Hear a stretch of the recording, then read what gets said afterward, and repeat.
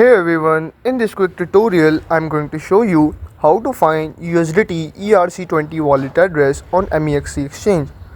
Before we get into it, make sure to like this video and subscribe to our channel for more crypto related videos.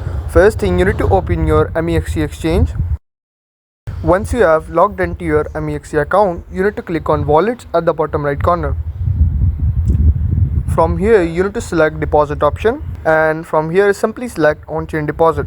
From this list of currencies in the search bar you need to search for USDT and select USDT Tether. Now we need to find USDT ERC20 wallet address, so simply select Ethereum ERC20 and always make sure to select same network on the receiving side also, or you will lose all your funds permanently. So simply select ERC20 and here you can see your USDT ERC20 wallet address along with the QR code. Tap copy to copy this address, or you can share this QR code directly. And that's it. Now you know how to find USDT ERC20 wallet address on Mexc exchange. If you found this helpful, make sure to like the video and subscribe to the channel for more crypto related videos.